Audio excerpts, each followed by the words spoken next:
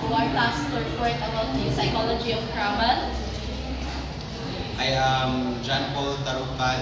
I am Rhea Pigulan. I am Marilina Mario. I'm Patricia Islam. I am Luisa Amarillo.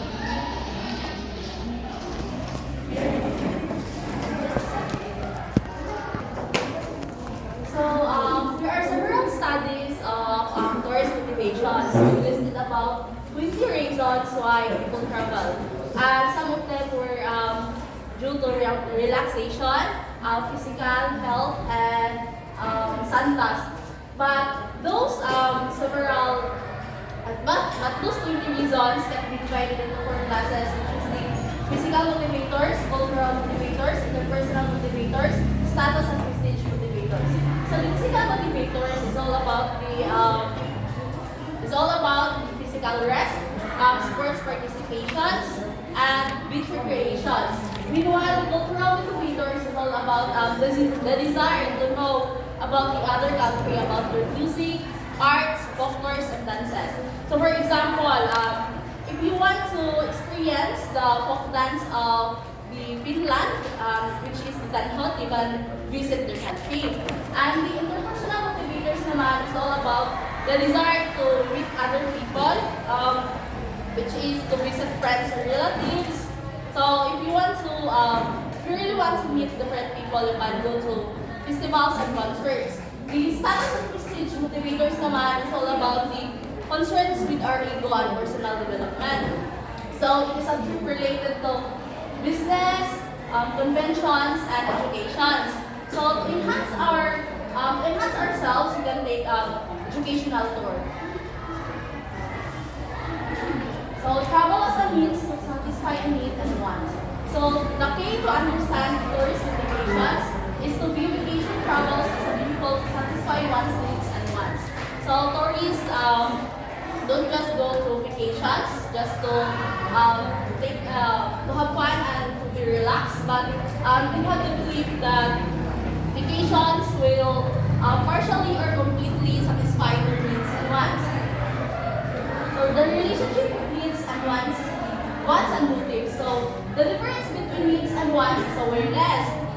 And the marketing people are the one who will make an awareness for the people of their needs and wants. So by making an awareness, they will be informed about what they really need and wants in life. Marketing also is responsible for converting the needs into wants. So for example, as we all know, our basic needs is to have food. So the marketing would then suggest that if in order to taste and experience diverse and authentic food, we need to travel to different places. So they convert the needs into wants.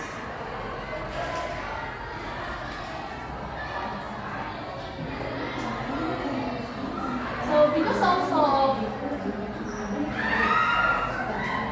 of our needs and wants, we need to have objectives to be motivated to satisfy our needs and wants. So the marketing would suggest motivations and objectives to satisfy our needs and wants. So for example, I want to travel to escape. So the marketing would suggest that if you want to escape, you can go to Boracay to satisfy your needs of escape and to meet different people. I think you are all familiar with Maslow's hierarchy of needs, which has the 5 levels of needs. This is physiological, safety, social, self-esteem, and self-actualization. So, in physiological needs, it involves the basic needs like having food to eat, water to drink, clothes to wear, and the home to sleep. The safety needs naman is all about the protections from physical and mental danger. While the social need is all about the the belongingness, love, and acceptance. Meanwhile, the self-esteem is all about the self-confidence, self-respect, and recognition. And self-actualization is realizing your own full potential or self-fulfillment. So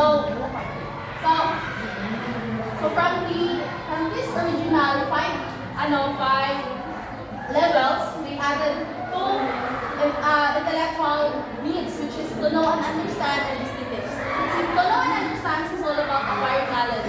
So for example, if you want to learn more about the other cultures of countries, you can visit the country. The aesthetics naman is all about the appreciation of beauty, which means, for example, you want to see and experience aurora borealis, you can visit the Finland during the winter. So, in the Maslow's needs was interrelated to motivation system in travel literature. So, for example, if you want to travel to escape and have a relaxation, you will satisfy your physiological needs with a motive of relaxation. Then, if you want to travel due to health and recreation naman, you can satisfy your safety needs with motive of security. Meanwhile, if you want to have social interactions with different people, you have a motive of love and affections, and you will satisfy your social needs. So sa self-esteem naman, you will satisfy your self-esteem needs with the motives of achievement status if you experience the glamour of traveling. Meanwhile, the self-actualization is all about the personal fulfillment. So it is also regarded as the goal of leisure. So for example, you have a dream to visit South Korea. Once you fulfill this dream, then you will feel at peace and with harmony.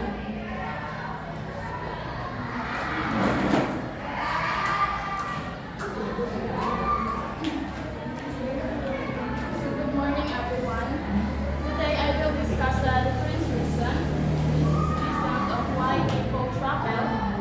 Have you ever wondered why people spend time, money, and efforts just to visit new places?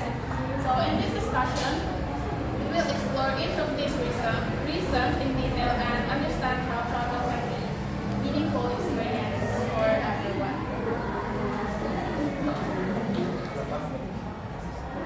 So first, the need for escape or change. Escape. The word escape. It is a way of break free from daily routines, reduce stress, and experience something new. So sometimes, di ba, usahay, life can feel repetitive, pabalik-balik na lang, and we find ourselves stuck in the same routine. So that's why the tao travel to escape their daily responsibilities, relieve stress, and experience something different na po. Traveling offers a fresh perspective and a break from the usual. So for example, imagine spending weeks working in an office, or matangad sa'yo, mag-eskwela ka, or mag-kurso ka na, and you're dealing with deadlines, gapas ka sa mga deadlines. Di ba, makamanapot ka na, gusto kayo ka, or wouldn't it feel amazing to take a weekend trip in a beach resort? The sound of waves, the fresh ocean breeze, and the peaceful environment can help you relax and recharge before returning to your culture. Travel for health.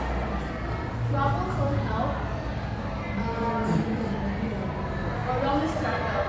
This is the type of travel that focuses on improving physical and mental well-being.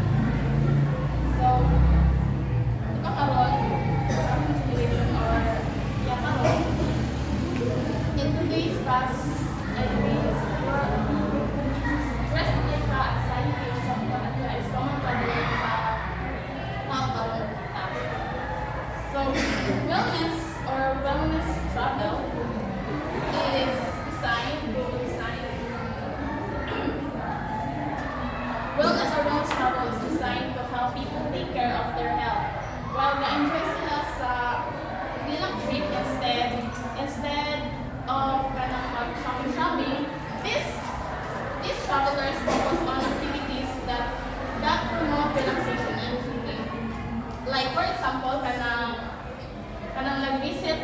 thermal springs, go to spa resorts, kailangan mag-massage, and sa beauty treatments.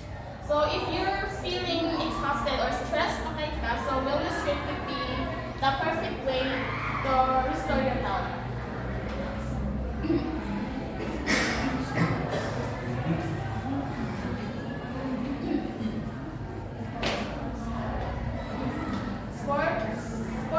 Sports travel or adventure travel.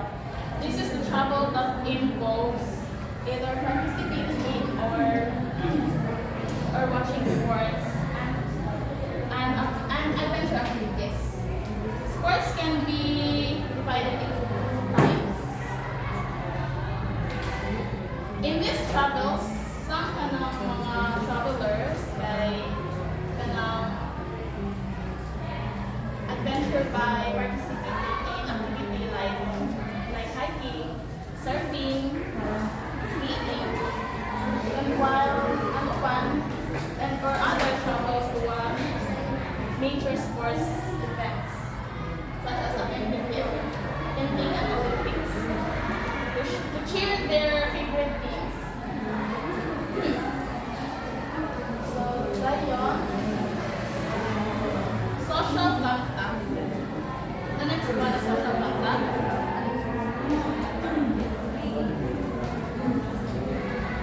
Traveling to build new relationships and enhance social connections. Travel is not just all about places. It is also about people.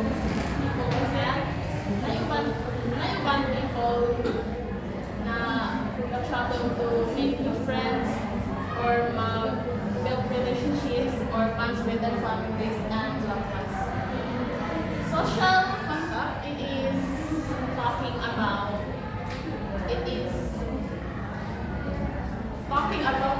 joining a tour group, for example, allows you to meet people from different cultures or ilang mga backgrounds through shared experiences. So you develop a deeper understanding of yourself. So it also it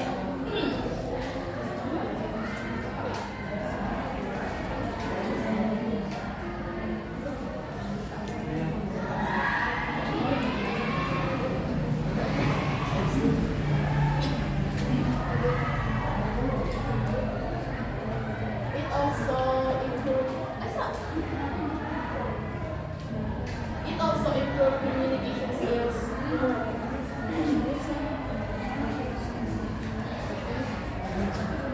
Next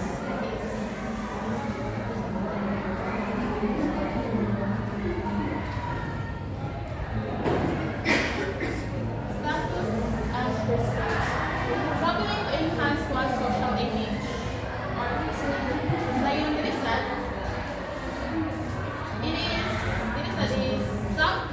Some people travel to enhance their social status.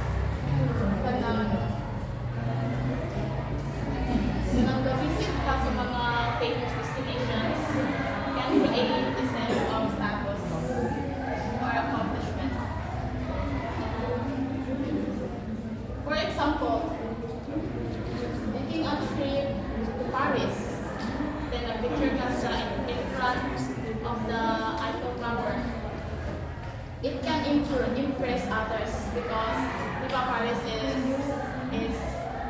a prestigious travel destination. Tapos isa pa na nag-stay ka sa resort, example 5-star resort, or flying on a private jet, knowing I could know how to maintain their high status lifestyle. Traveling to well-known places can make someone feel accomplished. This type of travel add humor and recognition to one's personal image.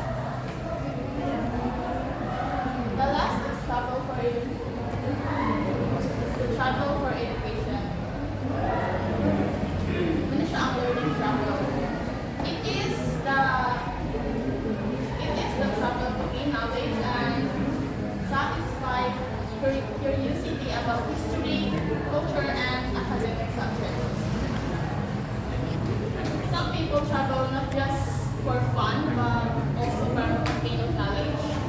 They visit historical sites, mga museums, and universities. In many cases, they can read about it books.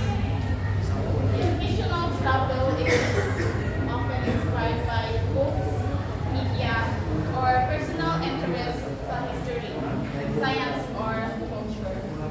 Like for example, a student visiting in Cambridge University, you see where great scholars have studied. Tayo nasa iban na travel sa Egypt to see pyramids. So this type of travel allows people to experience learning firsthand, meeting history and culture.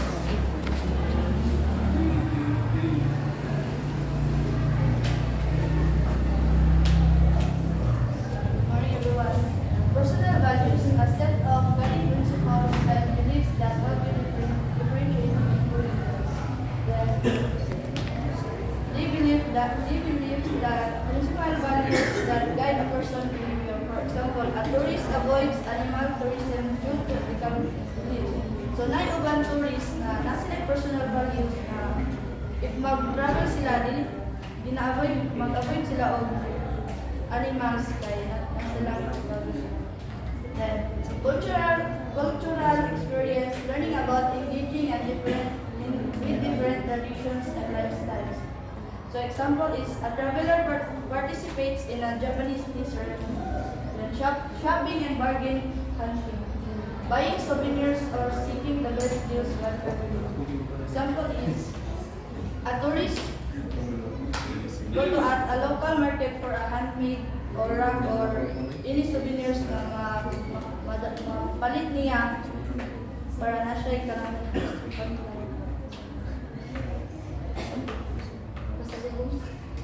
so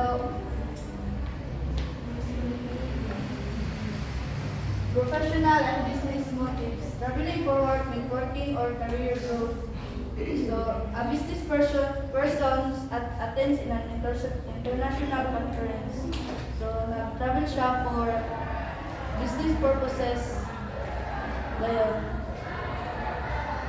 search for natural beauty, exploring scenic landscapes and nature attractions. Exploring scenic landscape and nature attractions. A hiker visits the Grand Canyon for its breathtaking views. The travel shop for beauty, the explore and the learning process of a tourist, gaining knowledge through travel experience. So a traveler learns about ancient Egyptian history and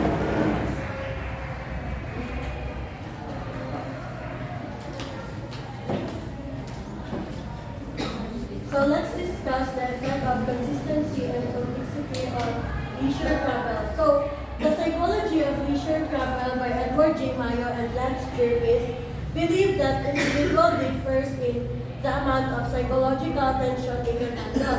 It means lahi-lahi taong stress level, lahi-lahi taong reaction whenever we feel discomfort or unease. So the effect of consistency. So, too much repetition or consistency results in boredom and a great amount of psychological tension. Means, if balik-balik lang ang atong gaanuan or atong itinerary, maboard na ta or like masunghan ta. So, to reduce this tension, the traveler will attempt to add complexity sa iyang travel or sa iyang life. For example, nakakay kailan na sige lang siya o ato sa Siargao. So, like, kadaghan na jud, so nasunghan na siya. Dahil, natingala na lang ka na niya, ato na siya ang Boracay. So, nag-add siya ang complexity sa iyang life and new experience or destination. So, sa effects of complexity, too much complexity results in great amount of psychological tension. Same ra siya sa effects of consistency, but iyang way to reduce the tension kay mag-add na po siya of consistency. So, for example, a Filipino tourist nato siya sa Europe, Japan, or Korea. So, she may find the language or culture, environment complex kay lisudan siya, kay di siya kasabot or di siya familiar sa iyang environment. That's why niadto na lang dahil siya sa specific destination na familiar siya. So nag-add siya og consistency sa iya ang travel, which is repetition, kaya nag-add ko na siya at the destination. So, ang effect of consistency of complexity kay cycle ra siya if consistent ka kayo mo ang travel, mag-add ka og complexity. If complex ra pud kayo mo travel, mag-add ka og consistency. So, classification of travelers based on personality. So, Stanley C. Plug, a biological researcher, classified travelers based on their personality. So, it is psychocentrics, allocentrics, and mid-centrics. So, psychocentrics or self-centered people are inhibited or ulabon and diligod sila and diligod adventures. Pero naa sila yung strong desire for consistency and familiarity. So, mas prefer nila mag-visit of safe destination, like dili sila ganahan mag-experiment or try different things. Like, ganahan lang sila na, dili sila ganahan na dili nakasulo nila ang self. So, mas prefer nila ang low activity level na activities, mas ganahan sila o mga chill lang. So, it is classified into two, the low energy and high energy. So, ang low energy is ganahan sila na mag-stay at home ra, sa balay ra, while ang high energy is mag-take sila of tour pero need na arrange, organize, or planado jud. Dayon ang allocentrics are people having interest and attention to other person. So, muna sila ang mga highly curious, mga adventuresome, drive for change, and na sila strong need of new experience. So, when traveling, ganahan sila may experiment, gusto sila lahi na destination, lahi culture, environment, like, ganahan sila og challenges, mag-try og different things, like, ganahan sila mag-experiment. So, ang allocentric travelers, muna sila ang mga DIY travelers, or like opposite din kayo sila sa psychocentrics. So, it is also classified into the low energy and the high energy allocentrics. So, ang low energy allocentrics are curious and adventuresome, pero hindi sila ganahan o demanding sa ayon ng schedule. Ganahan sila o flexible lang. While ang high energy, muna sila mga hiker, biker, driver, and prefer to nila ang mga high activity level of activities. So, ang last one is ang mid-centric. So, dili ni sila adventurous, dili po sila afraid to try new things. Like, dili sila ganahan boring kaayo, dili po sila ganahan challenging kaayo. So, like, middle or bit sila, neutral sila. So, classification of travelers based on purpose of travel. So, there are two major classification of travelers based on purpose of travel. Business travelers of pleasure or personal travelers. So, let's discuss first business travelers. So, business travelers is divided into three categories, namely the regular business travelers, the business travelers attending meetings, conventions, and congresses, and incentive travelers. So, regular business travelers is a type of business travel na shouldered na tanan ang cost sa kumpanya. So, ang example ani is a business trip. So, dili ni sila maapektuhan if mataas ang travel expenses kay ang kumpanya naman po ang mag-handle ana dayon. Also, many studies and surveys shows na mga business travelers characteristics kay mga rich, mga well-educated, o kanang na sila yung high-end jobs. Dayon, of course, kay mga dato man sila, they try to fly often. So, the next one is business travelers attending meetings, conventions, and congress. So, travel poll surveys indicate that 20% of all business travel trips are for the purpose of attending meetings, conventions, and congresses. So, ang congress, meetings, and convention is a formalized regular meeting. So, magkahitabo siya monthly, quarterly, and annually. So, that's why every meeting, a representative join ay mag-travel. Example, ani is ang Senate hearing. So, di ba, ang mga senado kay came from different lugar pa. So, mag-travel din sila para mag-travel specific venue. So, conventions is classified into four kinds: the international, continental, national, and regional. So, in international, it involves member or non-members that are from more than 2 foreign countries. So, example, ano is an Olympics. continental delegates are coming from different continents like Asia, Europe, or whatsoever. Example, ano ba, ASEAN Games. So, ang national is meetings organized by associations at the state or provincial. Example, ano is ang SK, SK National Convention. And the last one is regional. So, meetings organized by associations at the regional. So, example, ano yung mga festival like Simulog, Kamulan, or Kadayawan. So, the last classification of travelers ay ang incentive travelers. So, muna siya special type of business travel. It is a travel given by the firms to employees for a reward for some accomplishment. So, from the word incentive, so, example, when a salesperson reach a goal in overall sales or like na-reach niya ang quota or nasugaan mo din ang quota, ang company kitagaan siya of incentive travel as a reward. So, usually, incentive travel lasts for 5 days and usually uban with mo partner or imong asawa or imong family. So, corporations usually have the objectives na mag-appeal of incentive travel kay para ang employee ma-improve nila ang moral o goodwill and ganahan sila magtrabaho taro kay if manikamot sila, matagaan sila o reward dahil ma-inspire sila magtrabaho.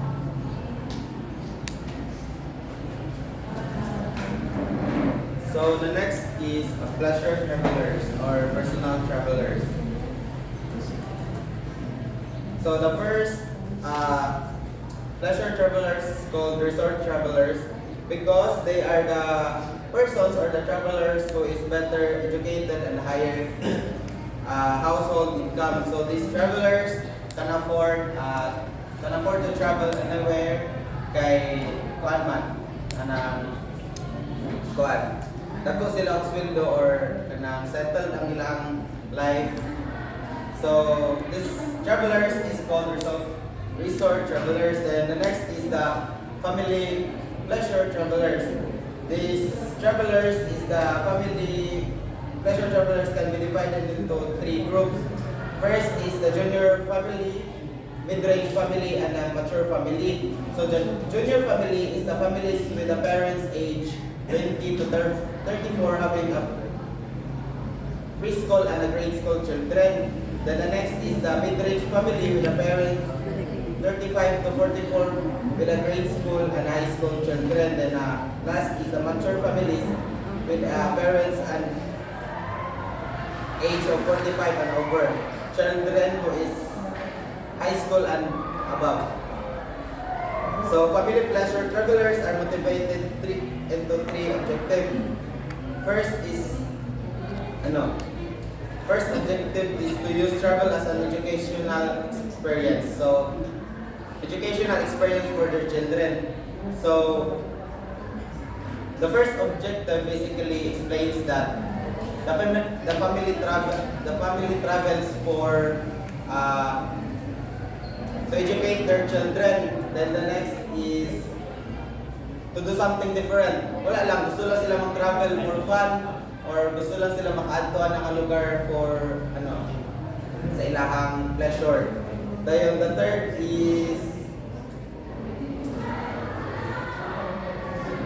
objective is to use travel to bring their family closer together. So the third is family travels for bonding para mas mo higpit ang ilahang bonding sa ilang family. Then the next is the elderly. So the elderly is the travelers who is katong mga 50 plus na ilang mga edad dayon maka-afford na sila o maka-travel kay settle na po nila kinabuhi dayon gusto sila mag-travel para ma-fulfill ang ilang mga dreams atong mga bata pa sila nga wala nila na fulfill. Dayon the last pleasure or personal travelers is the singles and couples. So these travelers is the sa tong mga people nga gusto lang mag-travel para makapalayo sila sa stress or katong mga couples nga gusto mag-travel together. Dayon gusto nila ma-fulfill ang ilang dreams together na makapag-travel o uban. So, traveler constraints. So, these are the main constraints to travel. So, one is ang mga problema if mag-travel. So, first is lack of money from the world itself, kanang kuan. Dili enough ang kuan, budget for kuan, travel. Next is lack of time. Kuan, daghan pa mo kuan. Example is kanang namoy wala yung mga trabaho, then dili enough ninyo ang time para mag-travel. Next is lack of safety and security. Katong mga persons nga hadlok og travel dayon, daghan sila overthink nga kuan, basin maunsa sila i-travel. Then physical disability. Next is physical disability. These are the person nga katong mga PWD or kanang dili kayo sila comfortable to travel because na sila yung mga binabati or kuan. Family commitments. These are the travelers nga atong ay mga family dayon dili na sila maka-travel kay kuan.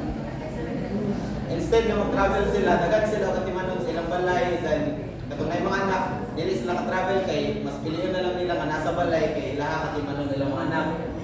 Dayon lack of interest in travel. Wala lang di gid sila ganahan og travels kay kuan. Dili na hiling. Then the last is fear of travels. These are the person or the travelers. Kanang travel pa sila nga, mahadlok sila mag-travel kay kuan, overthink sila basin mo sa ilang ginasakyan or the person nga kuan, mahadlok yun mo travel kuan sa lahi ng lugar. Thank you everyone.